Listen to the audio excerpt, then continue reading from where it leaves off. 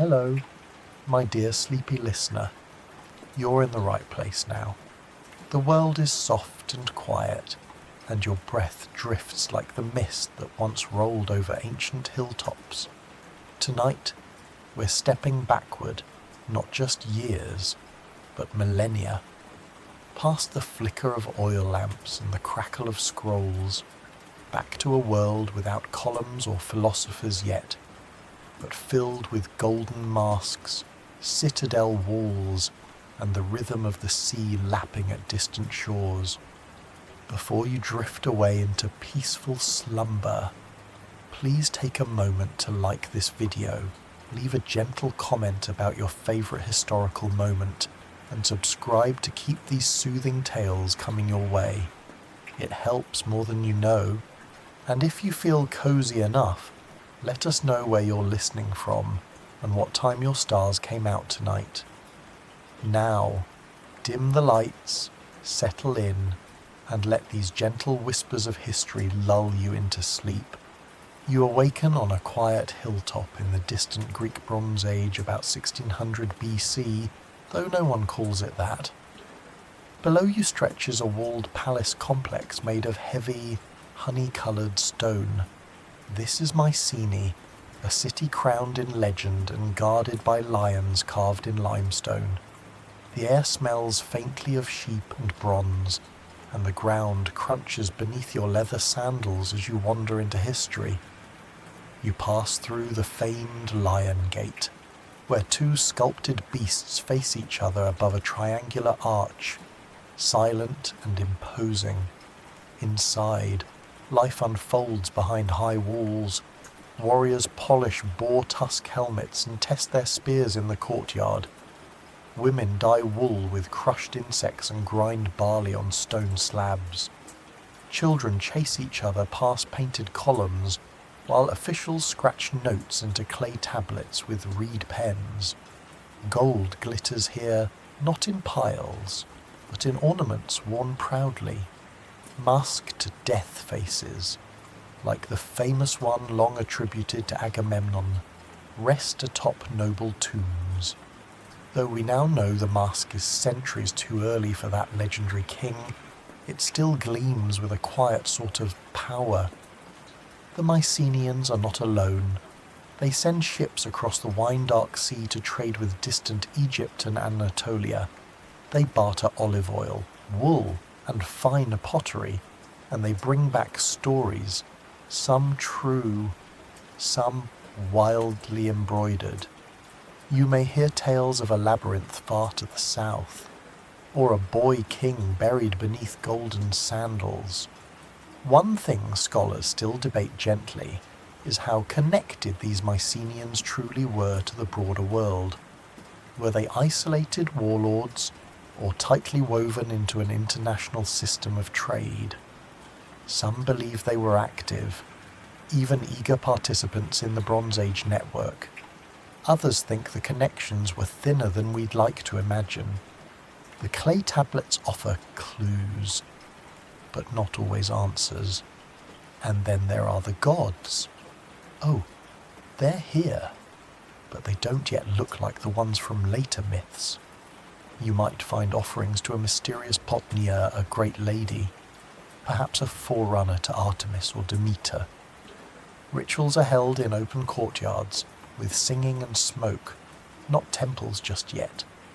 Life here is rhythmic. It is ruled by seasons, storage jars, and status. The kings of Mycenae may have thought themselves powerful, but they also knew the earth could crack. Storms could come, and ships could sink, so they carved power into stone and sealed the dead with gold, just in case memory ever failed. And in the background, always, is the murmur of the sea. The Aegean laps at the shores far below, bearing not only goods, but stories of heroes, monsters, and long voyages that will someday become Homer's verses. But for now, they're just campfire tales, and you're here to listen, not to decide what's true. You curl beneath a woven blanket in a palace-side chamber as the night air settles cool over the citadel. Outside, a guard yawns under flickering torchlight. Inside, the hush of the past wraps around you like linen. And tomorrow will bring more stone, more song, and perhaps the faintest whisper of destiny. You awaken before sunrise, tucked in the shadows of a stone chamber in Mycenae. The floor beneath you is smooth and cool, polished over years by footsteps both hurried and ceremonial. Outside, the eastern sky turns the colour of pomegranates just split, and the air carries the scent of hearth smoke and freshly milled grain. A scribe hums to himself as he sits on a low stool, unbothered by the hour. He holds a clay tablet the size of your hand, damp and warm like fresh bread. With the edge of a thin stylus, he carves tiny, neat symbols, angular, geometric, precise. This is Linear B, a writing system used not for stories or poetry, but for lists and ledgers, inventories of sheep, jars of oil, contributions for the gods. It isn't glamorous, but it is revolutionary. These signs, each one etched into wet clay, help palatial officials keep track of the pulse of their little empire. From how many rams a shepherd owes to which noblewoman received what grain. It's all here in the script that wouldn't be deciphered until 1952. You smile, knowing it's Michael Ventris, an architect and codebreaker, who finally makes sense of these lines, discovering that this ancient language was an early form of Greek. It's a strange thing, isn't it? To walk through a world where the people speak a language you understand in fragments, yet their writing looks nothing like the Greek alphabet we know today. Beyond the scribes, life stirs in other corners of the palace. Bronze blades are being honed along whetstones, their edges catching dawn's light. Armour made of layered linen and bronze scales hangs from wooden frames like the shells of great beetles. Men test the heft of spears and adjust the straps of their greaves. War is never far from mind in Mycenaean culture. It's not yet the noble affair of Homeric illusion. It's raw, strategic, and often preemptive. And yet, there's a kind of order to it. Soldiers are assigned by lot. Supplies are accounted for. Horses and chariots, yes. Chariots are requisitioned and maintained. You glimpse one in the courtyard now, its wooden wheels recently treated with oil. The chariot is not a battlefield novelty. It's a mobile platform for archers and prestige. In the kitchens, steam rises from massive cauldrons, where pulses and barley are boiled for a morning meal. Women tend to infants swaddled in patterned cloth. One hums a lullaby you can't quite understand, but its rhythm rocks something deep inside you. These people are not distant marble statues. They're tired, ambitious, superstitious, and endlessly inventive. As you step through the palace corridors, painted frescoes peer back at you, bulls with curling horns, swirling sea creatures, women with intricate curls and tightly bound waists. The figures seem to float in their own kind of dream logic, unbothered by scale or gravity. Art, like writing, serves function here. It honours, records, and instructs. Still, much remains uncertain. Did the Mycenaeans inherit many of their practices from Minoan Crete, or were the influences more mutual, part of an evolving relationship rather than a one-way absorption? Scholars still debate this, especially given the fusion of motifs found in pottery and fresco. And what of their religion? Was it imported or born here? In the land of olives and sheepfolds, the evidence whispers, but never shouts. And then there's the question of who really ruled. The term Wanax appears on some tablets, a kingly title, one of supreme command. But there are also mentions of Lawaget as leaders of the people and other officials whose roles seem bureaucratic, even spiritual. Was power as centralized as the grand palaces suggest, or more diffuse, spread among councils and rituals? Again, the truth lies somewhere in the flicker between clarity and mystery. In one quiet storeroom you pass rows of pithoi giant clay jars taller than a man. Some are sealed with wax and marked with inscriptions: oil, wine, grain, and honey. Wealth in a world where refrigeration does not exist, and where control over food equals control over people. And yet, not everything here is so heavy. There's a tablet listing perfumed oils, each made from herbs and flowers, stored like precious offerings. One lists oil of the lily, a fragrant concoction that likely filled the air during festivals or rites. Even in this fortress world, people crave beauty. They tend to the body and spirit in ways both practical and poetic. As the sun rises higher and the palace hums with daily labor, you find a shaded corner near the scribe's chamber and close your eyes once more. The world of Linear B fades into symbols behind your eyelids. Somewhere in the distance, a lyre plucks a wandering melody, and you drift gently in the rhythm of a civilization that doesn't know it's ancient. You awaken in stillness. The familiar clamor, bronze tools, clinking pottery, and murmured inventory lists is gone. The once bustling palace is silent now, and dust hangs in the air like the memory of smoke.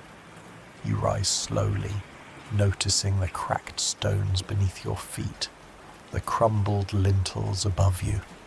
The mighty citadel has not fallen overnight, but it has certainly fallen. You've entered the 12th century BC, and the Mycenaean world, so carefully built and guarded, has collapsed. The palaces, those fortified centers of war, trade, and ritual, are abandoned. Their archives are silent, their frescoes faded. Across the Aegean, other once proud centers, Pylos, Tyrins, even the shining halls of Knossos suffer the same fate. You wander the ruins of Mycenae, now stripped of grandeur. Wildflowers bloom where scribes once counted jars. Moss creeps along the lion's paws at the great gate. You don't see invaders or raging flames, just the slow unraveling of a civilization. What happened? That is the question historians still turn over, like broken amphorae in the dirt. Perhaps it was earthquakes. The region is seismically restless, and collapsed walls bear scars that suggest the ground shook without mercy. Perhaps it was drought, famine, or a breakdown in the trade routes that once fed the palatial economies. There is evidence of changing climate patterns, less rain, poorer harvests, desperation. Others speak of the Sea People, a mysterious group of raiders or migrants who appear in Egyptian records as bringers of fire and ruin. Did they burn the Mycenaean palaces, or did they simply arrive in the wake of their fall? We don't know. The clay records stop before they can tell us. One lesser-known theory is internal collapse. The very efficiency of the palatial system, its rigid hierarchies, its dependence on centralized control, may have made it fragile. Once the tablets stopped being written, once the kings could no longer secure grain or tribute, the entire structure may have crumbled under its own weight. You pass a woman gathering firewood near what was once a storeroom. She wears no gold. Her dress is homespun. Her sandals cracked. Her language may still echo the speech of the scribes. But her world is different now, smaller, quieter. Life has returned to the village scale, and yet, in the cracks of collapse, other things grow. You travel from ruin to hillside, from coast to interior, watching people build humble homes of mud, brick and timber. They raise goats, press olives, barter with neighbours. The sprawling bureaucracies of the past are gone, but memory lingers in song. This is the Greek Dark Age, though that title doesn't do it justice. Dark only means unwritten. People are still living, planting, laughing, and dying, but they leave behind fewer marks for archaeologists to find. No clay tablets, no frescoed walls, just scattered pottery, changing slowly in style, and graves that speak softly of shifting rituals. You pass through Lefkandi, a curious sight on the island of Euboea, where a long building once stood, part shrine, part tomb. Inside, archaeologists found a burial of remarkable elegance, a man, a woman, and horses, laid to rest with bronze and gold. It hints that not all was lost. Prestige and memory still mattered.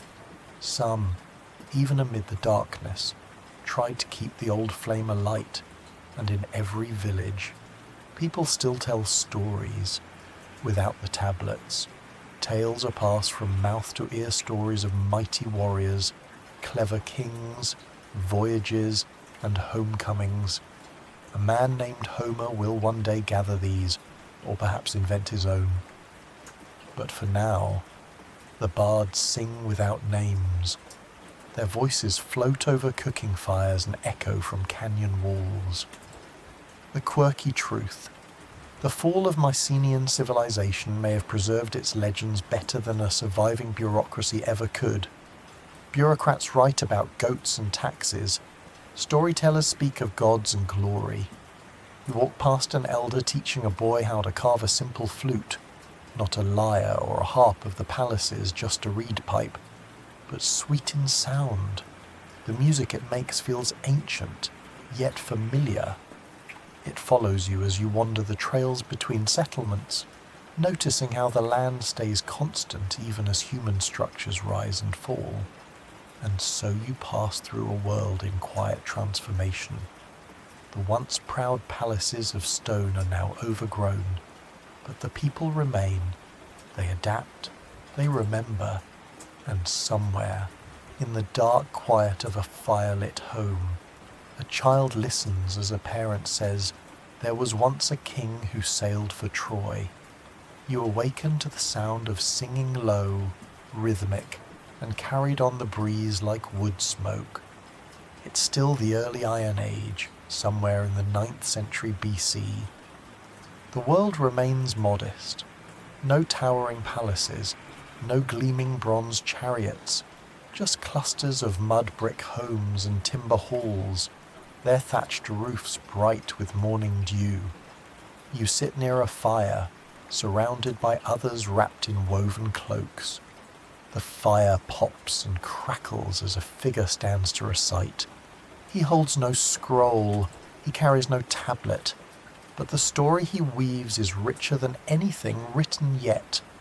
You hear of a swift-footed hero named Achilles, of a wily king named Odysseus, of cities besieged and homecomings delayed. These are the oral poets, or oidoi. Their voices shape a people's memory. They chant of battles and gods, weaving hexameter lines into the fabric of identity. The world may be modest. The imagination is vast. Writing exists somewhere in the world, but here, in early post-Mycenaean Greece, it's almost entirely vanished. All knowledge, all history, all glory must be remembered and performed. You watch children mouth the phrases along with the bard. They've heard it many times.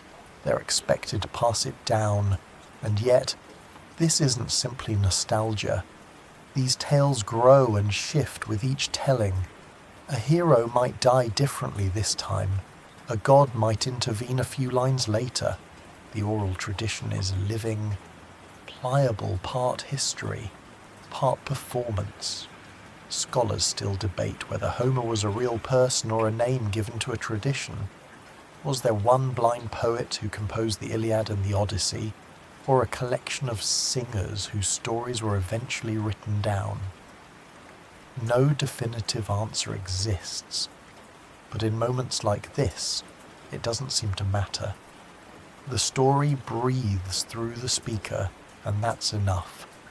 You notice the quiet strength of this era. Though humble in appearance, it's a time of rebuilding. Communities begin to cluster around defensible hilltops. Grain is grown again in tidy rows. Iron tools appear in hands that once knew bronze. They're rougher, but cheaper and available to more people. One quirky detail of this era, grave goods often include small, stylized horses made of bronze or terracotta. They're not toys, necessarily, more like tokens of memory or hope. Perhaps they remind the dead of the chariots they once imagined, or the ones they dreamed of riding in the next world. You travel inland and see how religion has begun to crystallize again. Shrines are modest, but meaningful. Stones piled high on mountain peaks. Simple wooden altars near springs. There's no marble yet, no grand columns, but the reverence is sincere. Zeus rules from Olympus, though his character's still taking shape. Hera is already formidable, and Athena, born from a god's split skull, is beginning to receive offerings olive oil, woven cloth, prayers spoken with trembling certainty. You walk through a narrow valley where goats bleat and fig trees lean toward the sun. A farmer tells you, proudly, that he's built his own kiln. He makes pots with long angular necks and blackened paint. The geometric style is born, not refined, but deliberate. These designs are a quiet whisper that artistry never died. It only slept. Here and there, traders arrive from beyond the seas. Phoenician ships bring in purple dye and stories of cities far to the east. You hear rumors of writing on papyrus and tall temples in Tyre. The Greeks listen. They're not yet empire builders, but they are learners. And somewhere along your journey, at the bend of a river or the edge of a hillside, you catch the first scent of something extraordinary, a shift. The wind carries with it the seed of an idea that the past, once spoken, might soon be captured in something lasting. For now, though, you rest by the fire again, lulled by the chant of a bard. His voice is older than marble, and his words wrap around you like a woolen shawl. The stars blink above as they have for centuries, and the world turns slowly, tenderly, toward rebirth. You awaken under a sky streaked with soft oranges and purples, the kind of sunrise that seems to hum rather than shine. You're no longer in the world of mere memory and myth. You're in the 8th century BC, and something quiet but astonishing has just happened. Writing has returned. You sit beside a trader near the shore, his Phoenician ship rocking gently in the tide. He smiles as he shows you a thin tablet wood, not clay this time, and draws a few quick marks with a stylus dipped in ink. The shapes seem familiar, yet they dance differently. These are the first hints of the Greek alphabet, borrowed and adapted from the Phoenician script. And what makes it special, what makes it revolutionary, is the inclusion of vowels.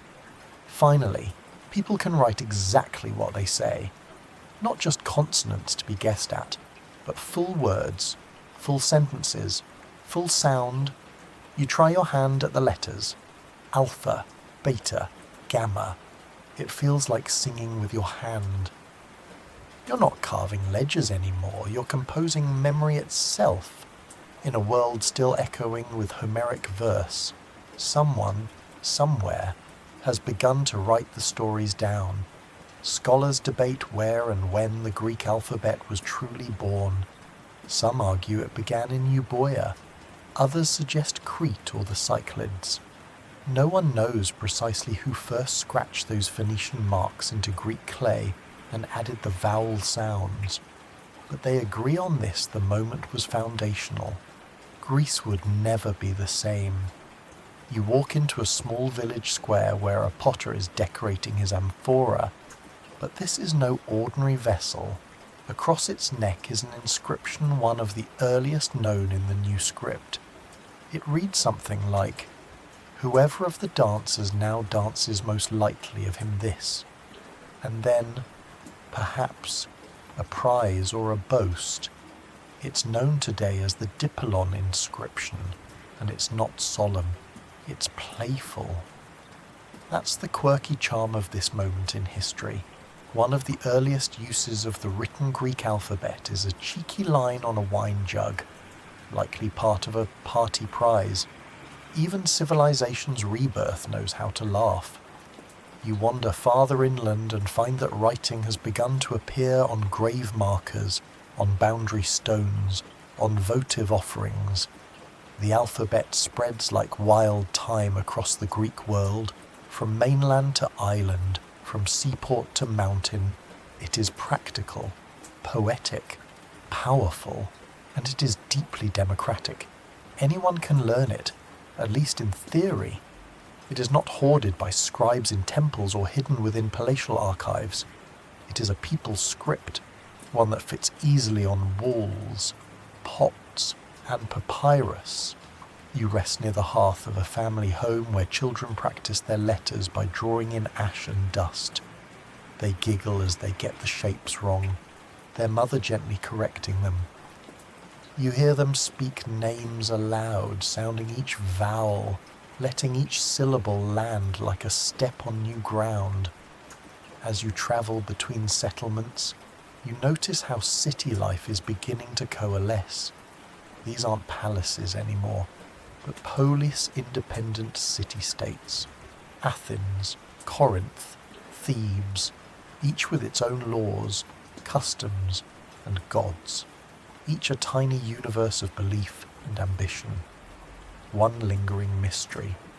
We still don't know who first transcribed the Homeric epics, whether it was a poet recording his own verses or a later listener capturing them after generations of oral retelling. Were they dictated, memorized, adapted? The question remains a gentle puzzle tucked into the folds of time. And yet, the words endure. You hear them whispered again at night by a different bard, now reading from a scroll instead of singing from memory. The fire flickers, the ink glistens, and you understand you're no longer just passing through history. You're watching it remember itself. You awaken to the smell of fresh-baked bread and the sound of sandals scuffing down narrow stone alleys.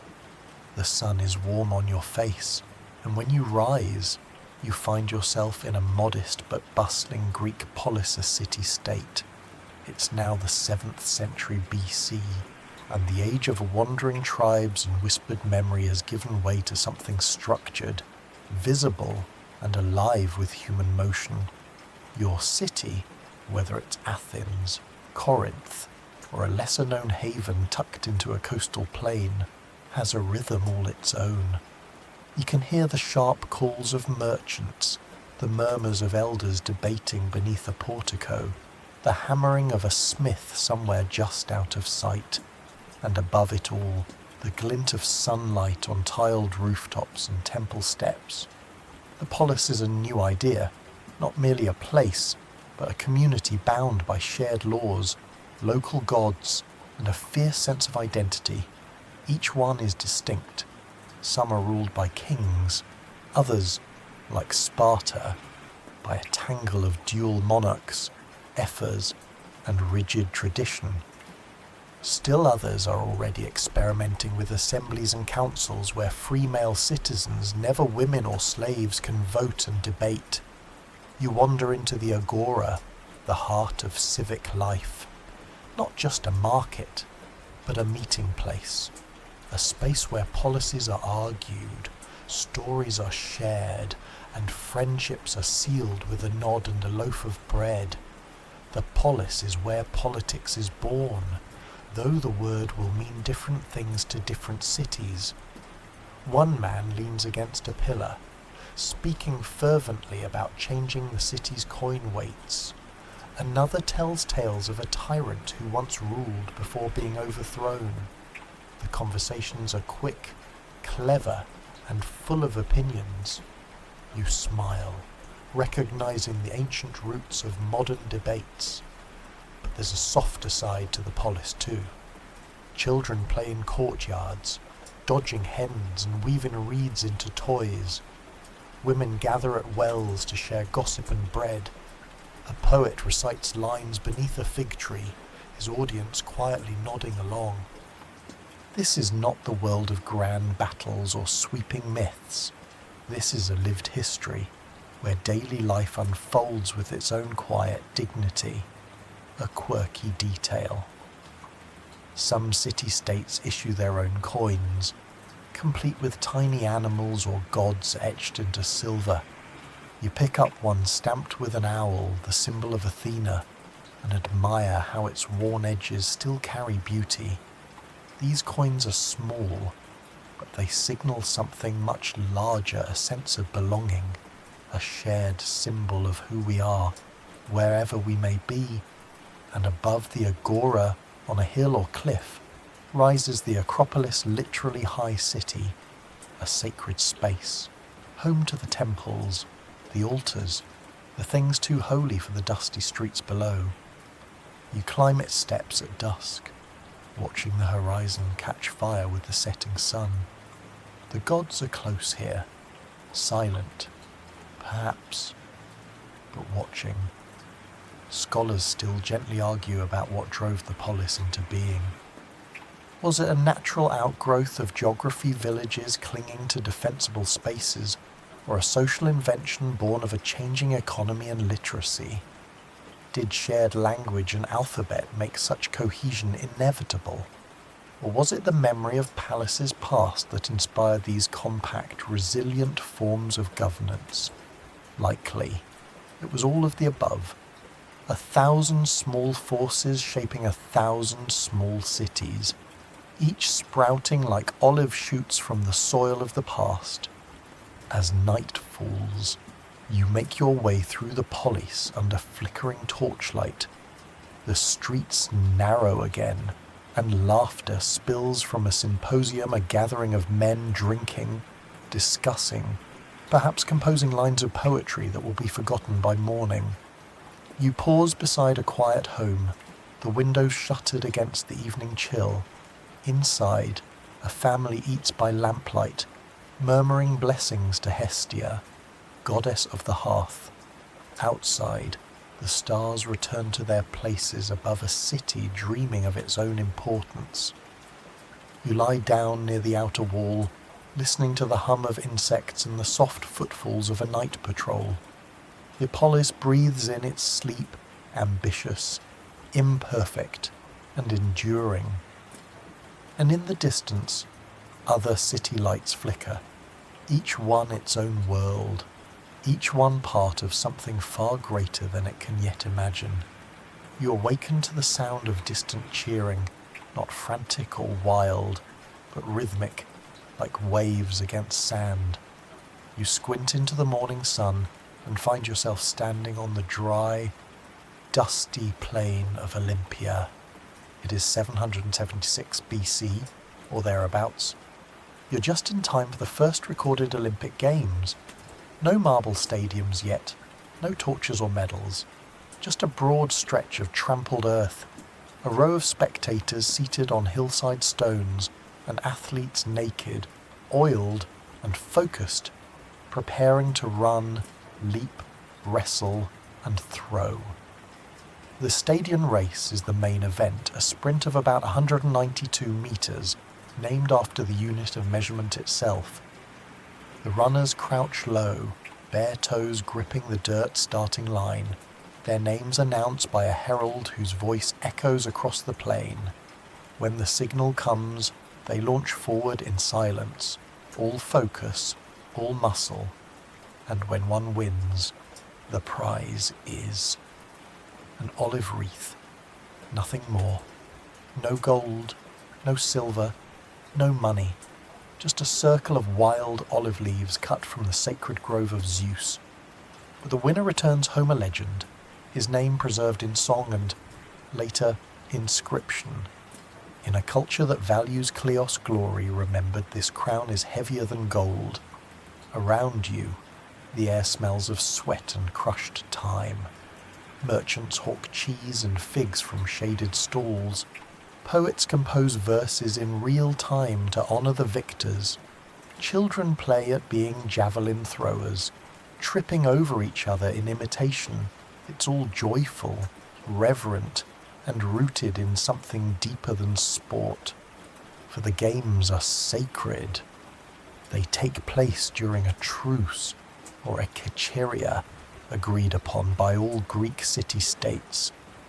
Even bitter enemies lay down arms for the duration. Travel is permitted, violence is suspended. For a few precious days, war pauses and competition unites. The temple of Zeus stands nearby, still humble compared to what it will become. But offerings have already begun to accumulate figurines, weapons, and little tokens from across the Aegean. One man from a distant polis offers a bronze goat, praying for victory not just on the field, but at home. You listen as stories are told of previous champions. One man supposedly lifted a bull on his shoulders each day for a year until he could carry it full grown. Whether or not it happened doesn't matter. The tale has already become truth-shaped legend, and that is what survives. A quirky little moment catches your attention. Athletes cover themselves in olive oil and there's dust before competing. It sounds messy, but it helps protect their skin and keep them cool under the punishing sun. After the events, they scrape the mixture off with curved tools called strigils, and in some cases even bottle the result to sell as a kind of athlete's elixir. Whether it works is uncertain, but someone always buys it. Scholars still wonder why Olympia was chosen as the original site.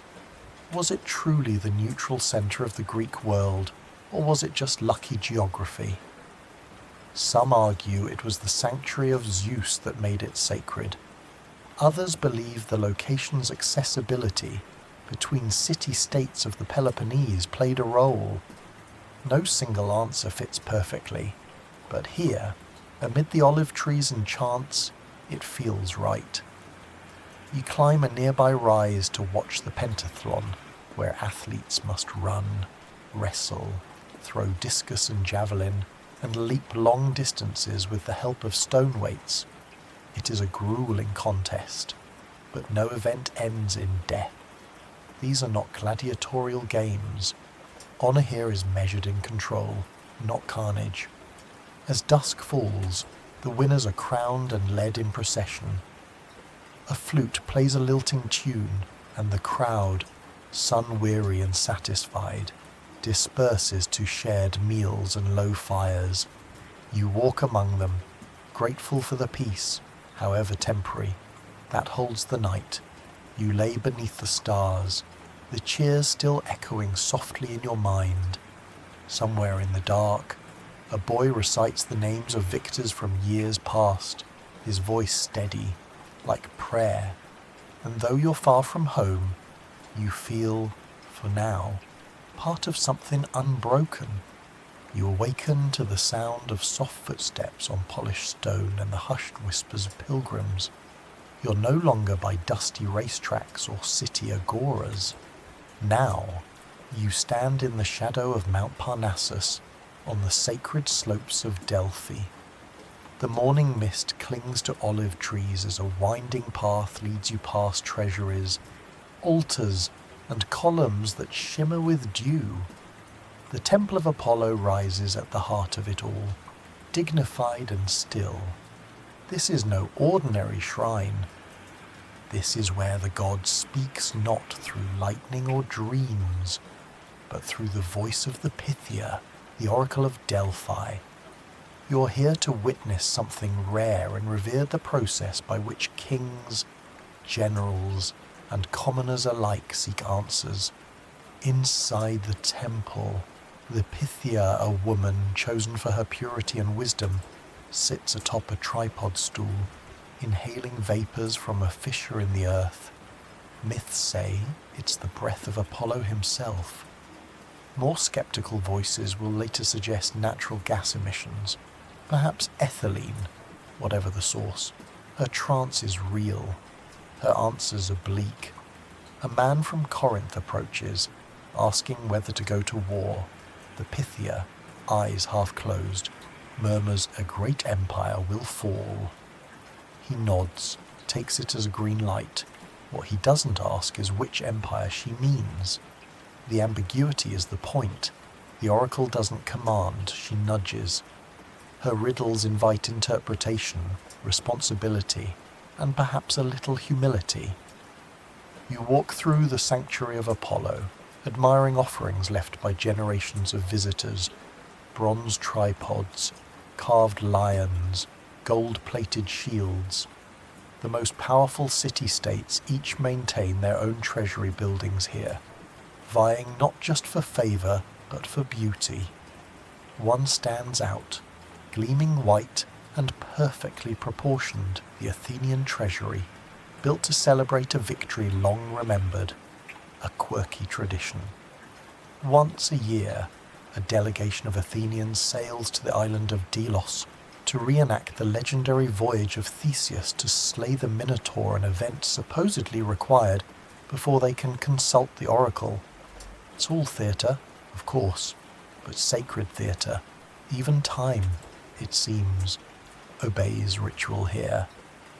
You pause beside a long stone path etched with the names of freed slaves, each one carved by their former master, honouring the act of manumission. The past speaks in subtle lines at Delphos, not just in riddles, but in granite. Scholars have long debated the true function of the oracle. Was she manipulated by priests behind the scenes? Was her utterance truly divine? Or more a reflection of keen political instinct cloaked in mystery? We may never know. But standing here, with incense in the air and pilgrims kneeling in the dust, it feels beside the point. Something powerful is happening. You climb the sacred way, the switchbacking processional route that leads upward. Each turn offers a new view of rooftops below, of the distant sea, of mountains purpled in morning light. Finally, you reach the theatre of Delphi, carved into the hillside. It looks out over the entire sanctuary, a stone amphitheatre cradled by pines, and even higher, the stadium, where later games will be held in Apollo's honour. Music, poetry. Running Delphi is not only a site of questions, but a celebration of the human form, mind, and spirit. As the day wanes, you find a quiet corner among the stones and sit in the hush. The crows overhead caw gently. The sun slides behind Mount Parnassus. And in your mind, the oracle's voice still lingers, like wind through a hollow reed. You wonder what question you would ask, if you dared. And more quietly still, you wonder whether you would accept the answer. You awaken to the low thud of footsteps in formation, rhythmic, steady, and unmistakably purposeful. The morning air is cool, crisp with the scent of tilled earth and distant hearth fires. You're standing on the edge of a training ground, somewhere in the Peloponnese, and the land around you belongs to Sparta.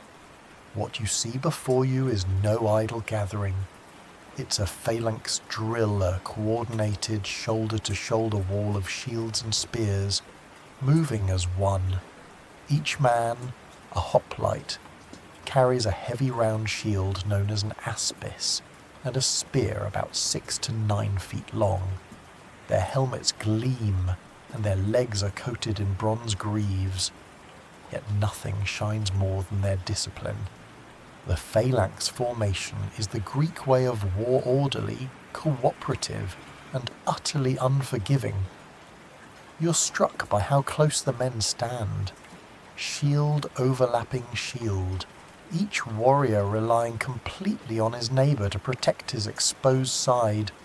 One man alone is nothing, but together they're nearly unbreakable. This kind of soldiering isn't just a tactic, it's a culture, and nowhere is that clearer than in Sparta. You walk through the austere streets of the city and see few adornments. No grand marketplaces, no frivolous temples, just stone buildings, hard faces, and quiet resolve. The Spartan people speak little, but think much. Boys here are taken from their families at the age of 7 and enrolled in the agoj, the Spartan education and training system. It teaches survival, endurance, silence, and loyalty to the state above all else. A boy is taught to steal, not to nourish his body, but to sharpen his cunning. If he's caught, he's punished not for stealing, but for getting caught. You pause beside a young man sharpening his sword with care. He looks tired, but focused. Spartan warriors are lean and fast, never weighed down by excess. Their cloaks are red, it's said, to hide the sight of blood, though that may be legend more than lore. Still, the colour sticks in your mind. A gentle point of curiosity, Spartan women hold unusual power compared to their counterparts in other Greek polis. Because the men are so often away training or fighting, women oversee estates, manage finances, and speak their minds without much interference. A Spartan girl is taught to run, wrestle, and speak boldly. Their strength is not ornamental, it is integral. Not everyone admires the Spartan system. The city is built on the backs of the helots and enslaved population, who work the land and outnumber the citizens many times over. Their presence is a source of constant anxiety. Each year, young Spartans are sent on a ritualized hunt called the Crypteia, part initiation rite, part state-sanctioned intimidation. Whether this involved actual sanctioned killing remains a topic of scholarly debate. Some argue it was exaggerated by later writers, while others believe it was a grim part of maintaining control, and yet, in battle, Spartans are revered, not because they charge with reckless passion, but because they do not break. Their calm under pressure, their unity, their belief in dying well, it has turned them into something more than soldiers. They are the embodiment of duty. You travel north, visiting other city-states, and see hoplite culture flourishing there too, though with more variation. Some cities recruit citizen armies from broader swaths of the population. Others allow for more individuality in arms and tactics. But in the end, when the shields come together and the spears lower, it is the wall that matters. One evening, you stand on a hill overlooking a battlefield long since cleared. In your mind's eye, you can still see the slow approach of opposing phalanxes, 2 bristling hedgehogs of bronze and resolve, the silence before impact, the crushing force of men packed shoulder to shoulder, each pushing forward, hoping not to fall. War in this era isn't long or distant. It's local, personal, and seasonal. Battles may last a day, the dead buried by sunset, but the stories told afterward last generations. The stars prick the sky. You lie in the grass with your arms behind your head. Somewhere far away, a shield is being repolished for morning drill. You can hear, faintly, the chant of soldiers stepping in unison, and in the hush of night, you sense the echo of courage worn not as heroism, but as daily expectation. You awaken with the first rays of sunlight warming your face, and the gentle murmur of voices rising in the air like birdsong. You're in Athens now, modest in size, but brimming with energy. The 6th century BC is unfolding around you, and the city is learning how to speak not just with words, but with laws. You step into the agora, the open square where everything happens, buying, selling, gossiping, arguing, philosophizing. Stalls overflow with olives, wine, and ceramic wares. Citizens cluster in knots of conversation. They are not shy. They're opinionated, engaged, alert. The agora is Athens' heart, and its heartbeat is debate. You pass a group huddled around a man named Solon, who is laying out a set of reforms that will change everything. A poet, a merchant, a statesman. Solon is all of these, but today he is known for something more radical, the invention of fairer laws. He has just cancelled crushing debts and outlawed the enslavement of fellow citizens for unpaid loans. Some people are furious, others are weeping with relief. No one is bored. This is the beginning of Athenian democracy, though it will take many generations to bloom fully. Solon introduces a council of 400 divide citizens into classes by wealth rather than birth, and insists that every male citizen has the right to appeal to the people's court. You overhear one man mutter that now even the poor will argue endlessly in court. The man beside him just smiles, and yet it's fragile. These changes are just scaffolding. After Solon leaves Athens for self-imposed exile, turmoil returns. Factions bicker, tensions simmer. But the idea has been seeded. People now expect a voice. One quirky relic of this rising system.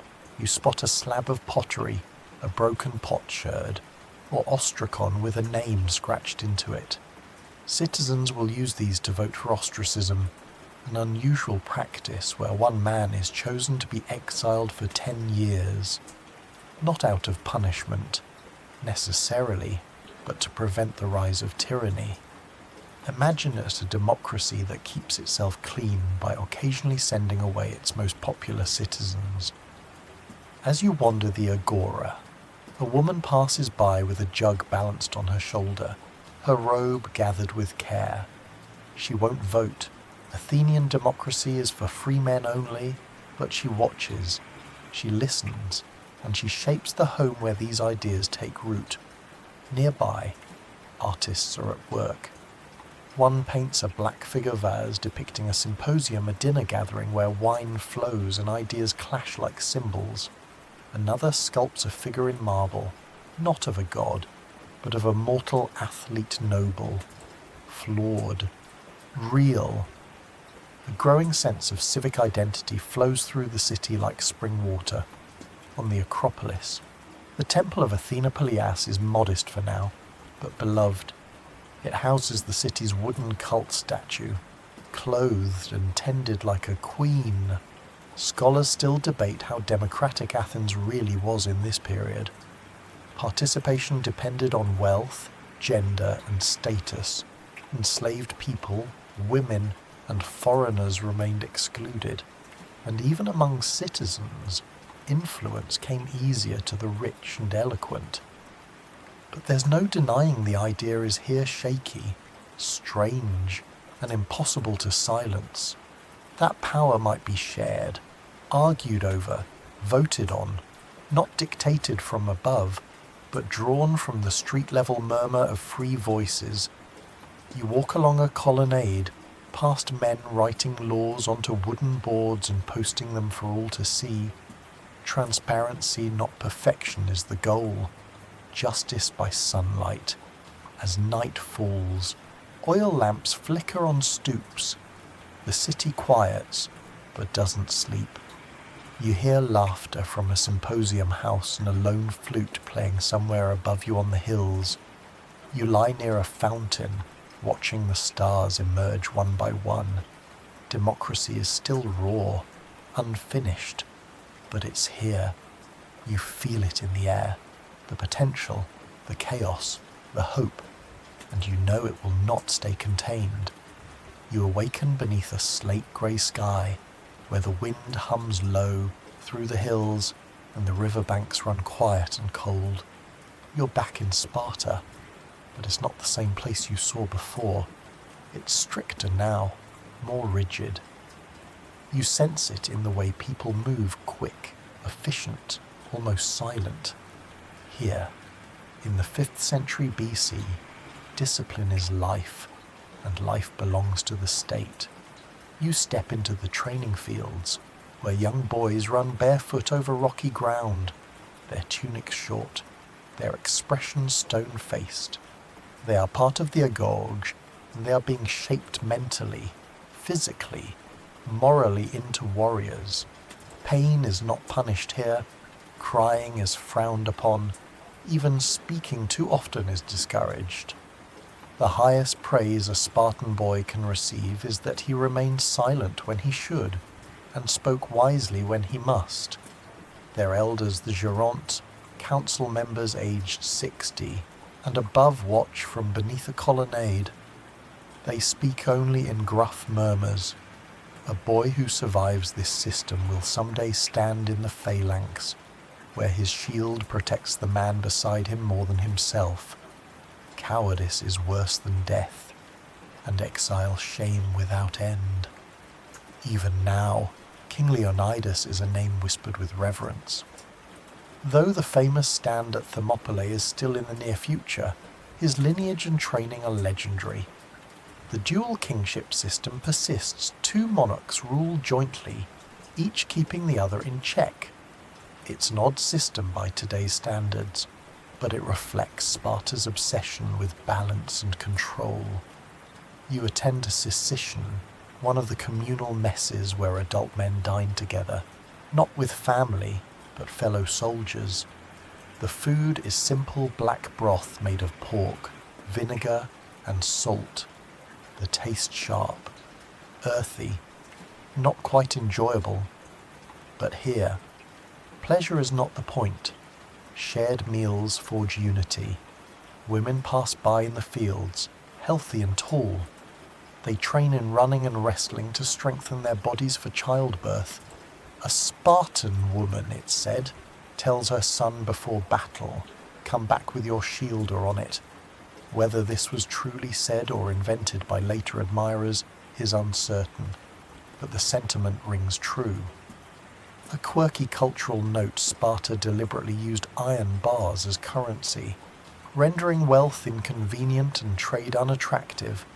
Why, to discourage greed, foreign luxury, and material temptation. The message was clear: you were not meant to become rich, you were meant to become strong. You sit with a travelling Athenian who chuckles as he observes the Spartan way of life. They do not live, they endure, he says, half in awe, half in pity. Athens and Sparta are increasingly aware of each other and increasingly uneasy. The democracy of one and the austerity of the other are not just political opposites, but philosophical contradictions. Scholars still wonder how much of Sparta's famed rigidity was reality versus reputation.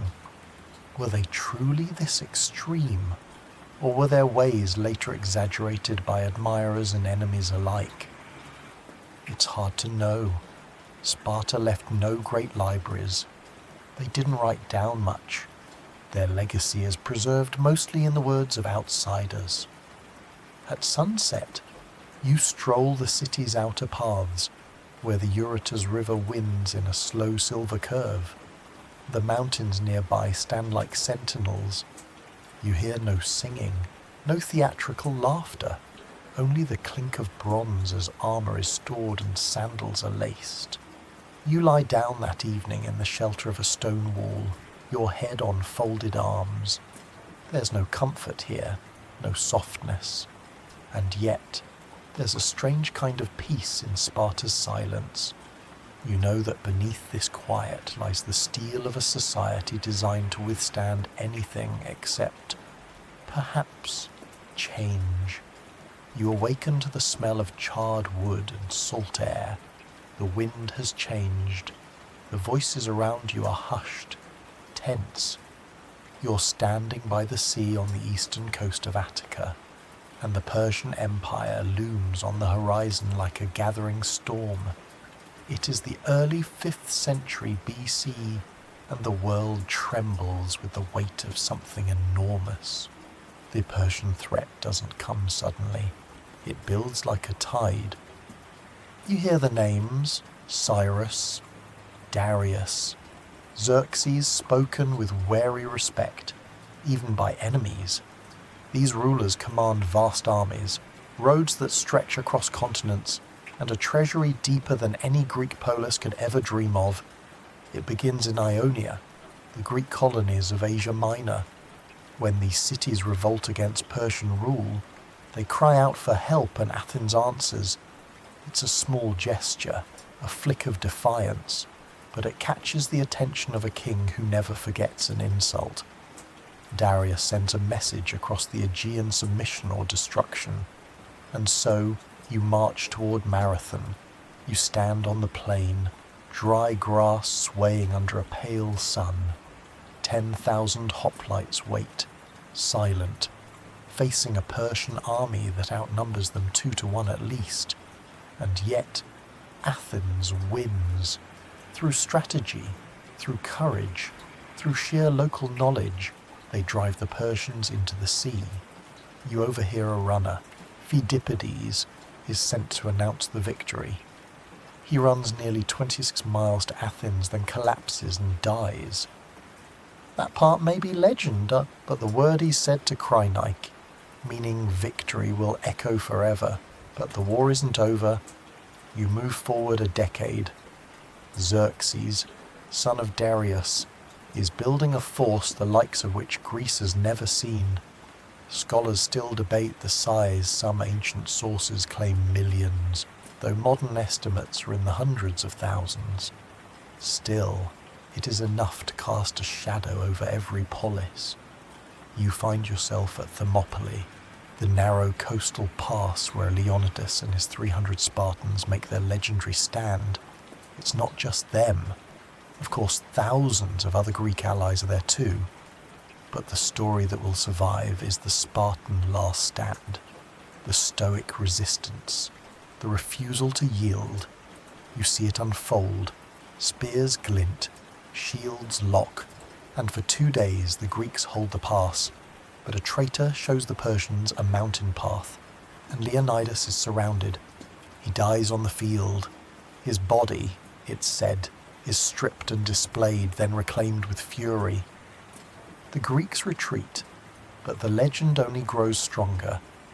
Then comes Salamis. You stand on a cliff above the straits, watching the narrow waters churn beneath a fleet of wooden triremes. Themistocles, the Athenian general, has lured the Persian navy into tight quarters. Greek ships, smaller and faster, ram their heavier foes with brutal precision. From above, it looks like chaos, but there is method to it. The Greeks win again, not because they are more numerous, but because they understand the sea, and their cause is desperate. That desperation sharpens their edge. A quirky note you overhear in the bustle before the battle. Themistocles allegedly sent a false message to Xerxes, tricking him into attacking early. Whether this was genius or invention, no one knows, but it worked, and it feels right in character for a people who sharpen their minds as much as their swords. Even after the final battle at Plataea, even after the Persians withdraw, there's a lingering sense of awe and fear. Persia may be gone for now, but the memory of invasion never truly leaves, and scholars still debate the real reason for Greece's success. Was it freedom versus tyranny, as later writers claimed, or was it better logistics, cleverer generals, and luck? Perhaps both. Perhaps neither. The truth lies somewhere between banners and smoke. You walk the scorched ground where temples once stood. In Athens, the Persians burned the Acropolis. The charred remnants remain. Rather than erase them, the Athenians bury the blackened ruins into the very foundation of the new temples they will build, not out of shame but remembrance. As the moon rises over the Aegean, you lie by the shore, the waves tugging gently at your thoughts. The war is over, the world has changed, and Greece, battered but unbowed, is now poised to reach for something even greater. You awaken to the rhythmic slap of waves against wood and the smell of pine tar and salt. You're standing atop the deck of a trireme, a sleek Athenian warship cutting through the Aegean Sea. The year is 480 BC, just after Salamis, and though the Persian threat still flickers like distant thunder, the Greek world is catching its breath and Athens is rising. Below you, 170 oars dip and pull in perfect unison. The rowers, most of them lower-class citizens, Thetes sweat and strain, but row with pride.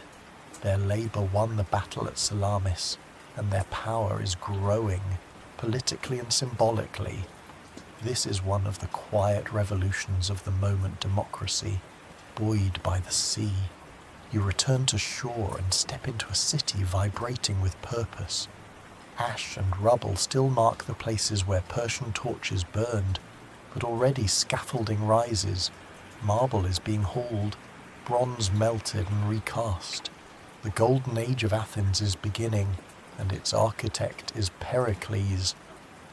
Pericles is calm-eyed, eloquent, and tireless. You hear his voice echo through the agora as he lays out his vision, a city devoted to beauty, order, and shared civic life. He doesn't speak with force, he speaks with certainty, and the people follow. Under his leadership, Athens embarks on a breathtaking program of building and rebuilding. The Acropolis becomes not just a hilltop, but a statement, a declaration that art, architecture, and reason can endure even after fire.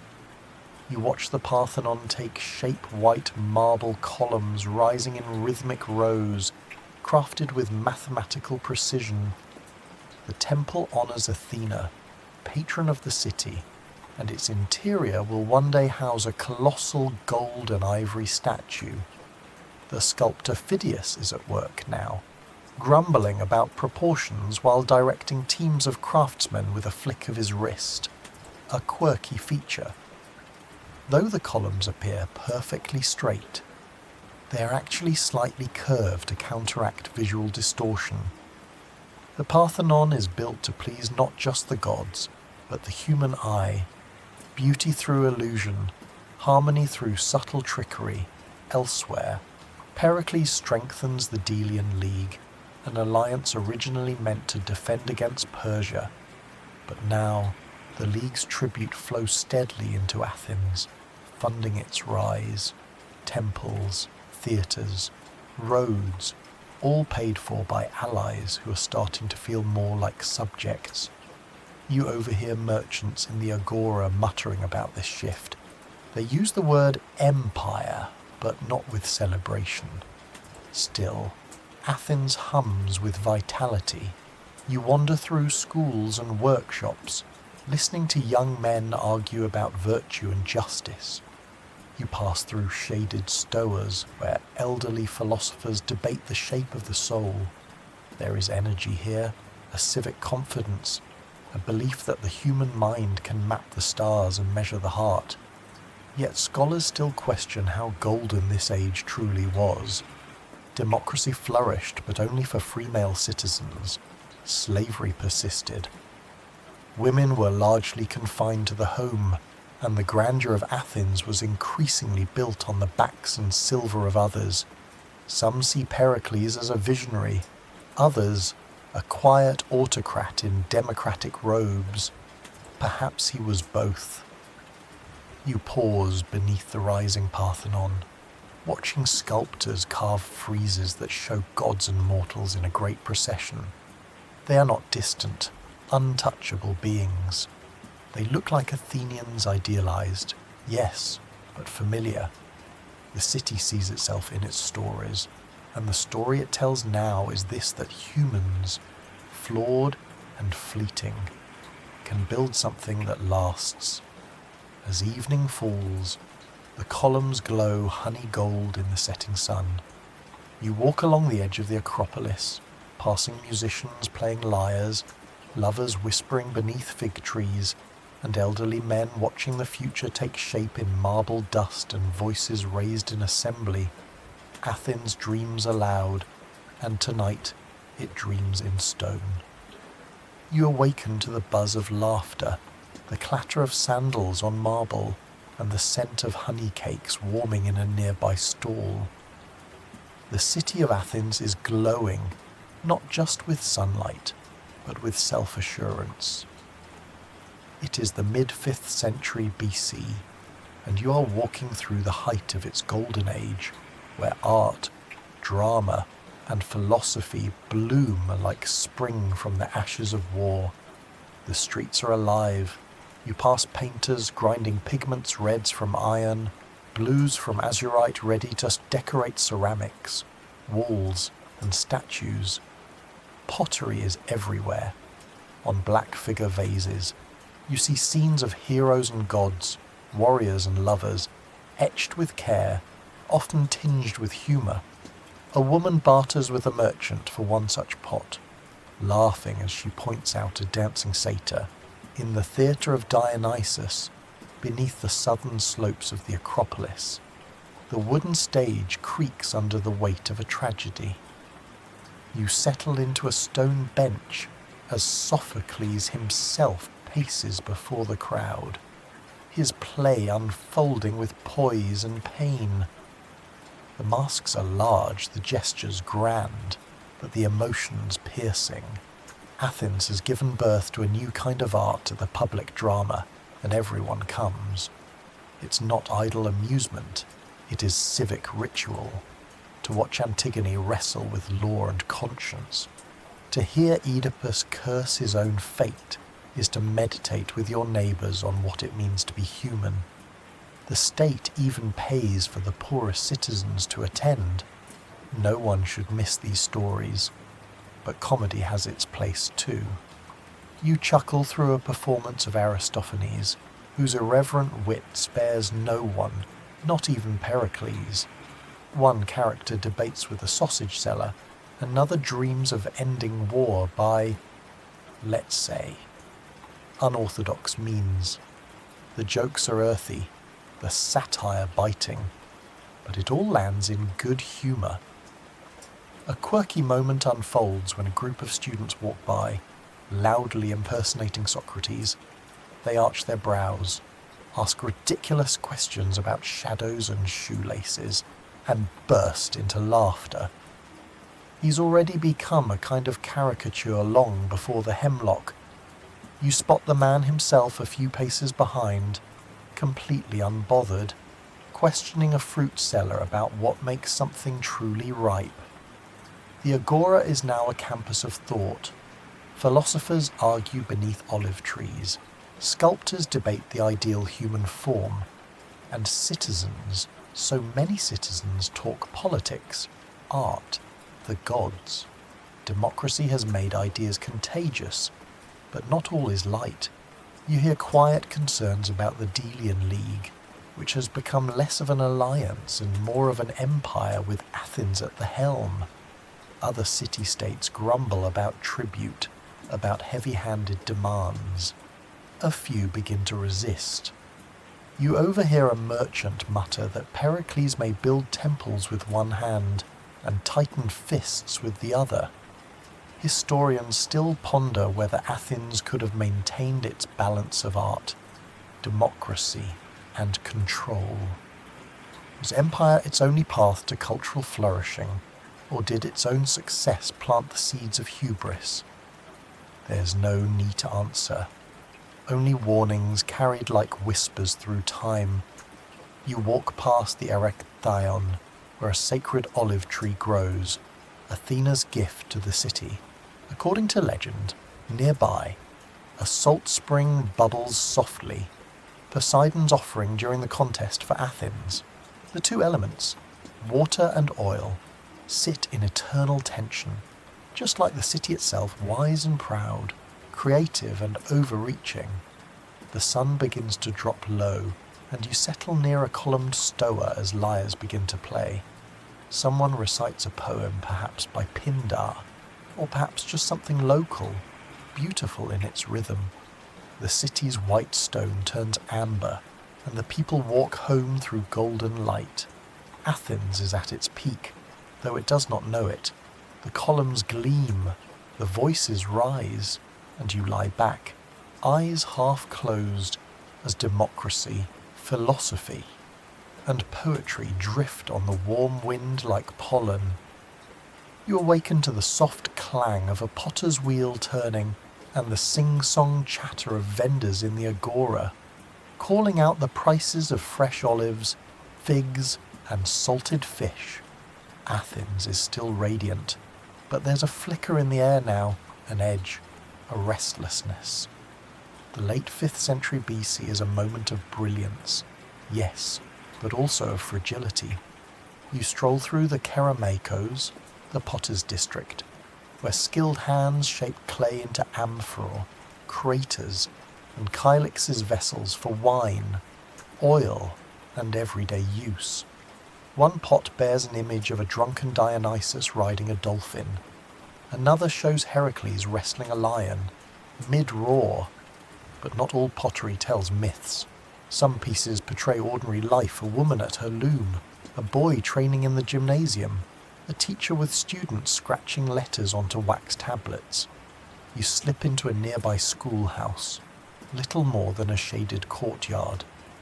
There, boys learn to read Homer aloud, to write in wax and ink, and to recite lines in hexameter. A few sneak glances at the open sky or giggle when the tutor isn't looking. You smile. Some things, it seems, are timeless.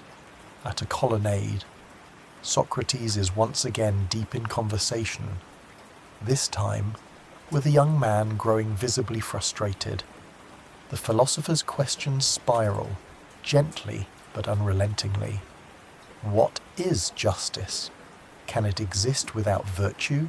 If someone acts justly by accident, is that still good? It sounds confusing, and maybe it is, but somehow it awakens curiosity rather than extinguishing it. He says he knows nothing, but in saying that, he makes others think they might know less than they imagined. You watch him walk away, barefoot, deep in thought. Scholars still puzzle over him. Was Socrates truly a gadfly, or a martyr to reason? Did he seek truth, or only expose confusion? Was his death inevitable, or tragic? You continue through the agora, passing a shady corner where a man is selling perfumed oils stored in delicate clay flasks. He offers you one scented with iris root and pine resin, a quirky delight and quite fashionable among certain Athenians, though the Spartan ambassador nearby winces at the extravagance. You overhear a debate about the Peloponnesian War, which has already begun to cloud the horizon. It started over trade disputes, alliances, pride. Athens and Sparta, two visions of Greek life, locked in a long and bitter struggle. The war simmers, now naval raids, sieges, and broken treaties. Soon it will boil, but here in the marketplace, people try to keep to their rhythms. You pause beside a group of women waiting to carry offerings to Artemis. Dressed in flowing robes, they hold small baskets of fruit, oil, and doves. religious life pulses through every part of Athens. The Panathenaic festival still brings the city together in celebration of its patron goddess, with processions, contests, and sacrifices.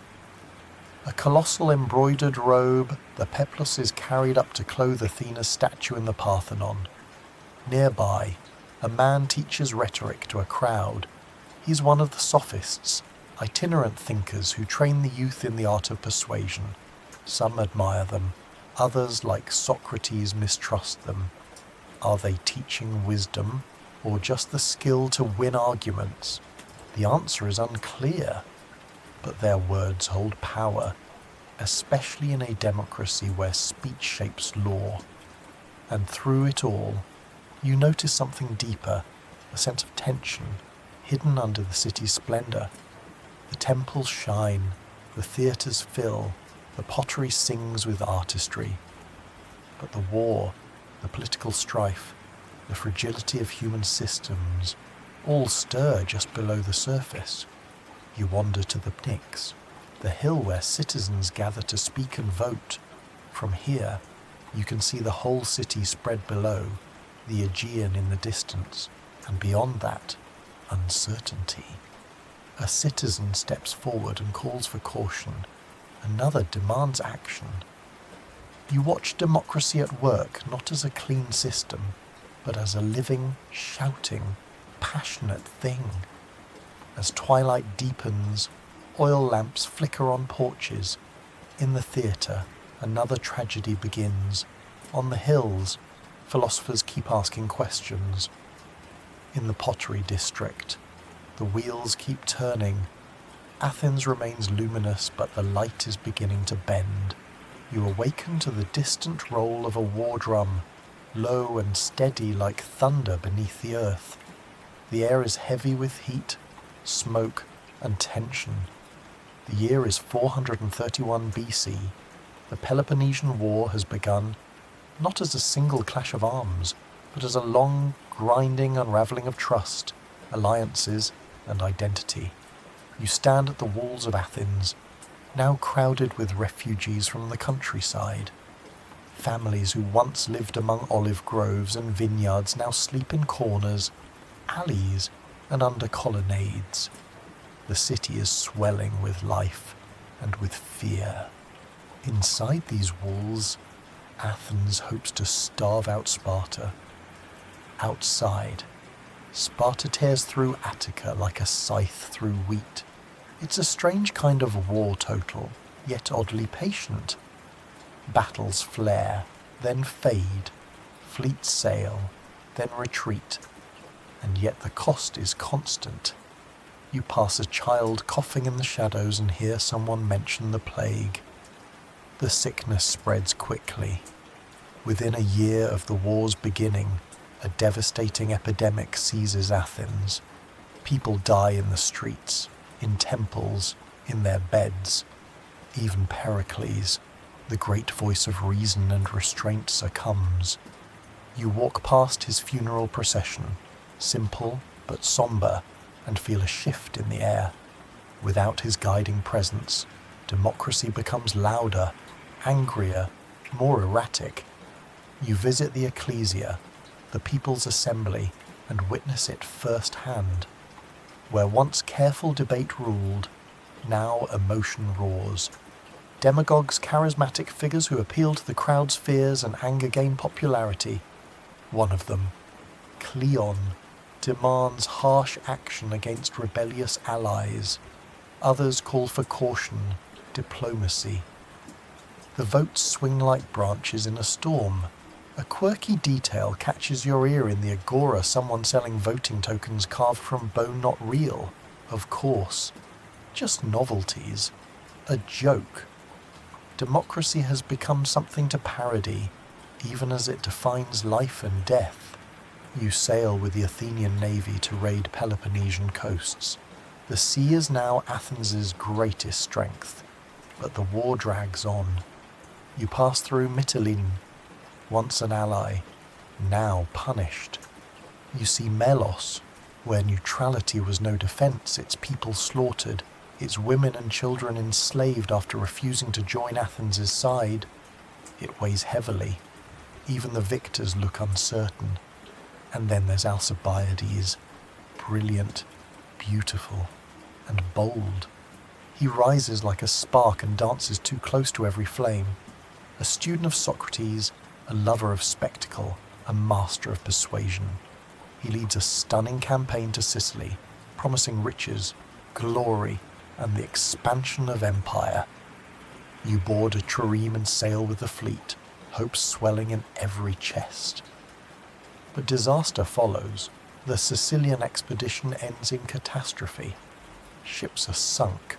Soldiers are slaughtered or enslaved. The loss is total, and Athens never truly recovers. Back home, the cracks become chasms. There are coups. A brief oligarchic government takes over. Then democracy is restored. Then overthrown again. The war grinds on, and Athens, once radiant with confidence, is now exhausted. Its allies fade. Its silver dries up. Its enemies close in.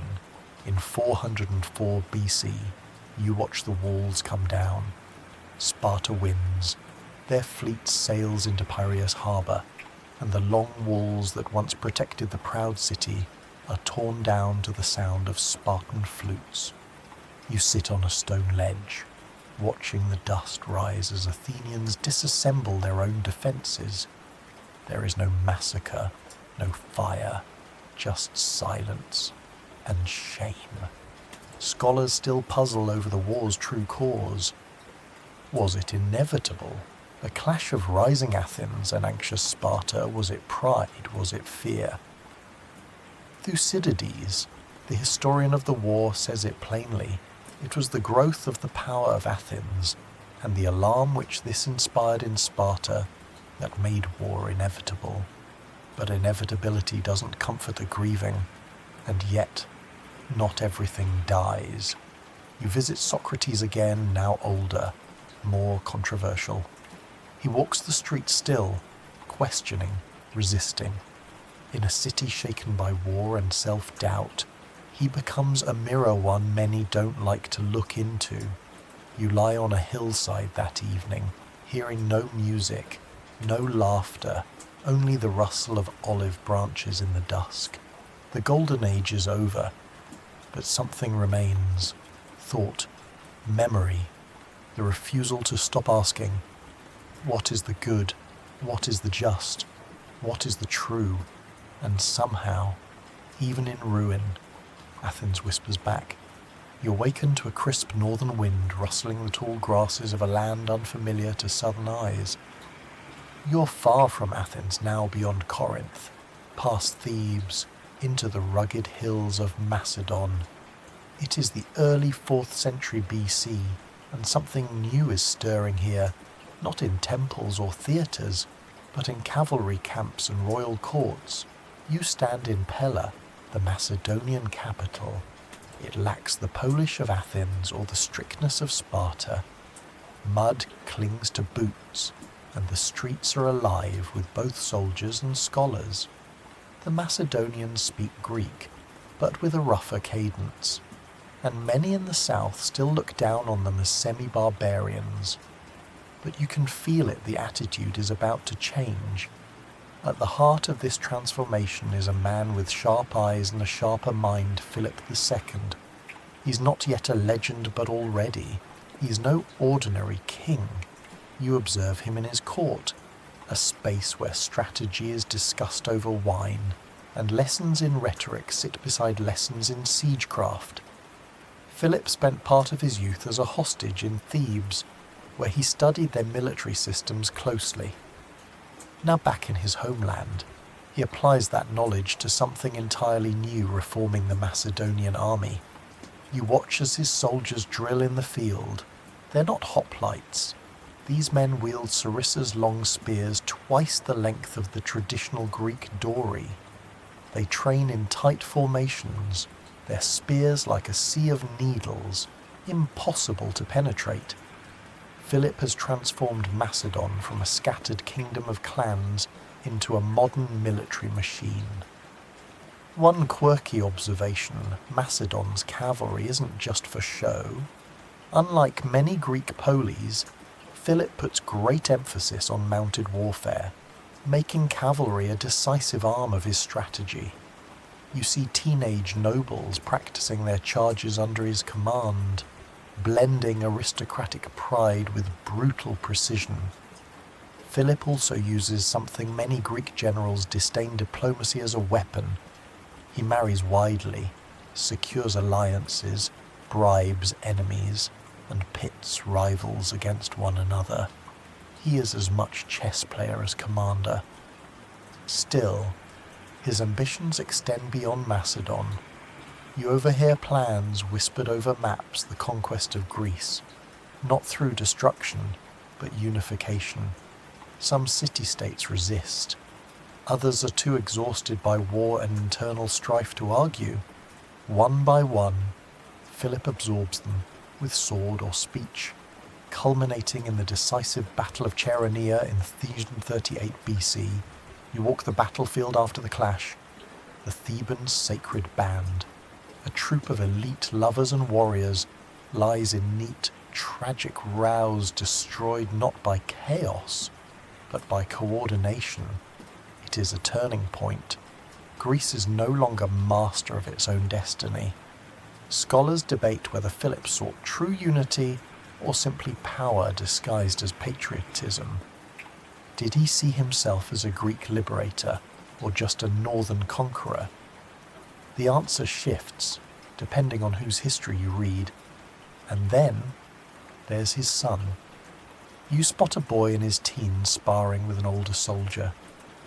He is lean, alert, already showing signs of the ferocious charisma that will make his name immortal: Alexander. He studies Homer not just as literature, but as blueprint. Achilles is not a character to him, he is a destiny. A curious moment, the boy's tutor, none other than Aristotle, pauses nearby to correct his Greek. The prince sighs but listens. There is still room, here, for books beside blades. You observe a tension in Philip's palace. Father and son admire each other deeply, but the weight of ambition strains the bond. Whispers of court intrigue drift through the halls. Philip has enemies, both foreign and domestic, and in 336 BC, at a celebration in Aegae, he is assassinated, stabbed by a bodyguard during a procession. The motives still debated: revenge conspiracy, a private feud. The moment is sudden, brutal, and world-changing. You stand in the stunned silence afterward as messengers scatter across the land. There is chaos, but not for long. Because now, Alexander is king. He is only 20 years old, but his eyes are older, hungrier. The world has never seen someone quite like him, and it never will again. You lie that night beneath the cold stars of Macedon, and the air is thick with what comes next. The torch has passed. The kingdom hums like a drawn bow, and you sense the arrow is already in flight, aimed far beyond the hills. You awaken beneath a soft animal hide blanket, the earthy scent of horses and firewood lingering in the morning air. You're camped just outside Mycenae, where young Alexander begins each day not in a palace, but in the company of Aristotle and a tight-knit circle of noble Macedonian boys. It is the late 330s BC, and you are in the final moments before the storm begins. Alexander is not yet the conqueror, not yet the great. He's still a teenager, sharpening his mind and body for the world ahead. And yet, even now, his gaze seems distant beyond the walls, beyond the mountains, beyond the maps. You sit beside a shaded grove where Aristotle teaches under a colonnade of trees. The boys gather in a half circle, some fidget, some sneak looks at their hunting knives. But Alexander is still. He listens. He questions. They read Homer, of course, Always Homer. The Iliad is his favourite. He keeps a copy beneath his pillow, annotated, dog-eared, beloved. Achilles is not merely a hero to him, but a reflection, a goal, a ghost to chase. He asks Aristotle how much glory is worth, and whether it is better to be loved or remembered. The questions linger, unanswered. The philosopher tries to ground the prince. They study biology, politics, ethics, rhetoric, and the geography of lands Alexander may one day march through. Aristotle emphasizes moderation, logic, the virtue of restraint, but you can sense quietly that Alexander is only half convinced. Philosophy interests him, but destiny intoxicates him. One charming, unexpected habit, Alexander tames a wild horse named Boephalus as a boy, not with force, but observation. He realizes the horse is afraid of its own shadow and turns it toward the sun. From then on, they are inseparable. Wherever Alexander rides, Bucephalus carries him. Soon enough, the lessons end. At 20, Alexander inherits the throne after Philip's assassination. Greece teeters, rebellions flicker, but Alexander moves swiftly. He crushes Thebes after its revolt, sparing only temples and the house of the poet Pindar. The message is unmistakable: defy him, and you will fall. But honor the arts, and you may endure. You accompany him through Corinth, where city leaders pledge loyalty. It is here that Alexander meets Diogenes, the cynical philosopher. Diogenes, lounging in the sun, is unimpressed by the new king.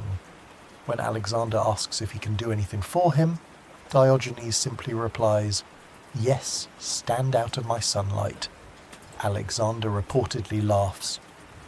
"If I were not Alexander," he says later, "I would be Diogenes." Scholars still debate the exchange. Did it truly happen? Was it crafted later as a parable? Either way, the image endures the restless king and the contented sage, brushing past one another like ships in sunlight. Then comes the call to war, not within Greece, but across the sea, Persia. His father dreamed of invading the great Achaemenid Empire. Alexander intends to finish what was started. You follow him to the Hellespont, where he pauses, throws a spear into the soil, and declares Asia his to win by right of conquest. It is a bold claim, foolhardy, some whisper, but he marches anyway, with an army of only about 35,000 men, against the Persian Empire vast, old, rich. It seems madness. You march beside him toward Granicus, his first great test. Persian satraps gather, chariots gleam, the river churns. Alexander, at the front of his cavalry, plunges in before anyone expects. His men follow. The battle is chaos, but ends in victory. Darius III, the Persian king, is nowhere to be seen. In the evening, Alexander walks the field. He buries the Greek dead with honor, sends spoils to Athens, and spares captured Persian nobles. He is conqueror and diplomat, destroyer and reformer. You hear stories begin to bloom around him, that he is descended from Achilles on his mother's side, Heracles on his father's, that he is more than mortal. These tales are whispered around campfires, embroidered in song, painted on shields. Is it propaganda? Perhaps. But Alexander does little to stop it. You sleep beneath a Persian sky now, the constellations unfamiliar but beautiful. Alexander lies nearby in his tent, poring over maps, sharpening both strategy and ambition. He has only just begun, and yet already the world tilts toward him, like iron toward a magnet. And you know, deeply, certainly, that what lies ahead will not just change Greece, it will change the world. You awaken to the clang of armour being buckled in the pale morning light. The tents of the Macedonian army stretch across the plain like rows of sleeping beasts. You rise and follow the rhythm of a camp coming to life, not with the slowness of routine, but with the quiet pulse of destiny. You are in Asia Minor, and Alexander's campaign has just begun to move eastward into legend. The roads are dusty, the sun unforgiving, and yet the men march with something close to reverence. They do not follow a king, they follow a myth in motion. You walk beside them, past scribes recording logistics, priests tending to omens, and engineers building siege engines by the glow of oil lamps. You arrive at Issus, a narrow coastal plain where mountains press against sea, and fate presses against time. It is here that Darius III, king of Persia, finally confronts Alexander with a vast force. The numbers are daunting. Persian cavalry glimmers in the sun like waves of polished obsidian. And yet, Alexander does not hesitate. He rides straight into battle, eyes on the far side of the field where Darius stands behind his chariots. Alexander's strategy is fluid, not rigid like the phalanx walls of old, but responsive, breathing. He leads a wedge-shaped charge directly at the Persian center. Chaos erupts, spears snap, horses scream, Darius flees. The battle is won, the legend grows, and you mud-covered, breathless watch as the great king's chariot lies abandoned. Alexander, bloodied but shining, claims Darius's family, treating the queen, the princess, and even the children with respect and dignity, not as spoils, but as honoured guests. It is unexpected, humanizing, calculated. Scholars still debate this moment. Was Alexander moved by mercy, or performing for history? Was this true magnanimity, or merely brilliant statecraft? Perhaps both. The Persian people take note. You travel onward to Egypt, where Alexander is received not as a conqueror, but as a liberator. The satraps surrender. The priests bless him. He visits the oracle at Siwa Oasis, a remote and sacred place in the desert. The journey is arduous, the heat blistering, but what he finds there changes everything. The oracle declares him the son of Zeus Ammon, a divine figure. Alexander never directly confirms what was said, but from this point on, he behaves differently, more assured, more divine. He is no longer simply the heir of Philip, he is chosen. One quirky symbol of this transformation. He begins to wear a ram's horn in certain portraits, mimicking the god Ammon. It's subtle at first, but eventually the visual language of divinity becomes part of his self-presentation. You follow him to Gaugamela, where Darius gathers his greatest force, yet perhaps 200,000 strong. The Macedonians are outnumbered 5-1, maybe more. The battlefield is vast, flat, chosen by Darius for his chariots and cavalry. But Alexander adapts again. He feints left, draws out the Persian flanks, and breaks through the weakened center with his elite cavalry. He rides directly at Darius again, and again. Darius flees, his army collapsing into confusion. The Achaemenid Empire, for centuries the dominant power of the Near East, is shattered in a single afternoon. You walk into Persepolis shortly after. The royal city, once the glittering heart of Persian pride, now lies open to the Macedonians. Riches fill the palace halls, gold, spices, silks, scrolls, and then perhaps in drink, perhaps in grief, perhaps in symbolic vengeance for the burning of Athens a century before, Alexander burns Persepolis, flames consume the halls, the roof collapses, Ash rains from the night sky. Some say it was deliberate. Others say it was a mistake, born of impulse. Even Alexander seems unsure. He later regrets it, tries to restore what cannot be undone. You watch him change. He no longer wears only Macedonian garb. He dons Persian robes, appoints Persian nobles, takes Persian wives. His men murmur. Some see it as strategy, others as betrayal. Is he still Greek, still Macedonian, or has he become something new?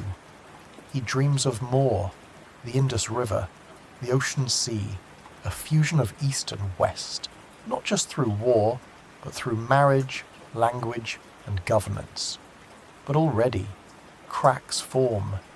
His childhood friend Cletus, who once saved his life, now criticizes him openly, and Alexander, in a fit of rage, kills him with a spear.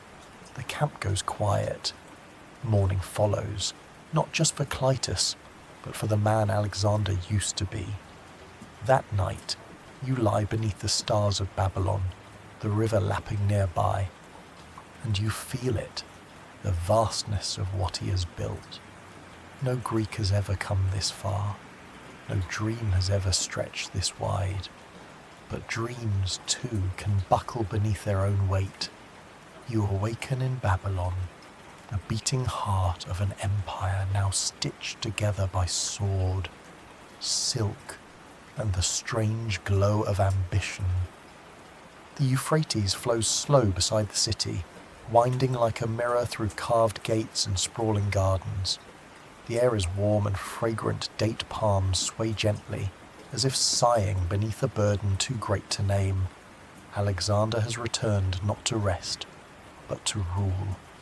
It is 323 BC, and you feel the wear of years not only on the army but on Alexander himself. His hair is thinner, his eyes deeper, and his silence more frequent. The boy who chased Homeric glory now presides over a world remade, stretching from Macedon to India.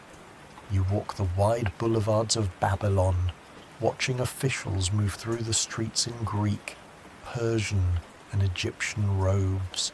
A blend of languages, diets, and rituals now define this curious empire. Coins bear Alexander's image beside symbols of foreign gods. His statues appear not just as man, but as pharaoh, as divine son, as myth made flesh. He announces new plans, more cities, more roads, a unified army of mixed Greeks and Persians, and even a great eastward expedition by sea. He wants to circle Arabia. He wants to make the known world complete. You follow him into a reception hall where the air is heavy with incense. 1,000 guests from every corner of the empire bow or kneel. He raises his hand, a silent command, and all rise together. This isn't just ceremony, it's theatre. Empire not only needs order, it needs vision, but tension brews. Macedonian generals grumble. The rank and file are uneasy about their Persian counterparts. Alexander pushes through it. He hosts a mass wedding at Susa, dozens of his officers married to Persian noblewomen, himself included. It is an act of unity, or perhaps performance. You walk beside him one late evening through the gardens of the palace. His tunic is loose. He carries no sword. You see the boy again in his gaze just briefly. He talks of oceans, of cities without walls, of a world ruled by one law, one measure, one dream. And you wonder, was it vision or fever? Then he falls ill. It begins with a pain in his stomach. Some say it was exhaustion, others poison, others an old wound flaring back to life. Scholars have debated it for centuries. Was it typhoid malaria, a plot? The truth remains elusive, like the man himself. You're in the chamber when the physicians gather, anxious and helpless. They speak in whispers. His generals crowd the door, their faces pale, uncertain whether to grieve or prepare. He drifts in and out of sleep. At one point, he rises slightly, too weak to speak. When asked who should succeed him, he reportedly says, "To the strongest, or perhaps to Craterus." No one agrees. The words are debated for centuries. You stand by as the army files past him, one soldier at a time, to say goodbye. He can no longer speak, but he looks each man in the eyes. It is quiet, almost holy. And then he dies, only 32 years old. You step outside into the brilliant heat of Babylon. There is no cry, no alarm, just silence, deep and world-stopping. His body lies still, but his empire begins to fracture immediately. His generals, the Diadochi, will fight over his legacy. His son will not survive long. The empire he forged will split into pieces, but his name will never die. Alexandria flourishes, statues rise, legends spread, stories blur. Was he a unifier, a megalomaniac, a liberator, a destroyer, a king of the world, or a boy who never stopped chasing the ghost of Achilles? You lie down beside a slow-burning brazier as night gathers. The moon rises over Babylon. The world he tried to stitch together now breathes in a new rhythm, and in the silence, you feel it. You have walked beside history, and it has changed you. Now, my dear sleepy traveller, you've walked through 1,000 years tonight. From the golden masks of Mycenae to the marble steps of Athens, from hoplite shields to Persian gates, you've sat by the fire with poets, marched in phalanxes, listened to oracles, and stood beside kings. Let your breath slow, let your muscles soften. The past is still with you, not in weight, but in echoes. The clash of spear on shield now sounds like rain on a quiet rooftop. The voices in the agora have faded into wind. The roar of battle has become a hush, the kind that settles deep in your bones. You are safe now. There is nothing left to chase, no map to read, no glory to seek, only the calm, only the stone paths of memory, stretching like olive branches into the night. Sleep comes gently, like a soft tide on a warm Aegean shore. Let it carry you now, beyond time, beyond names, into the soft and ancient dark.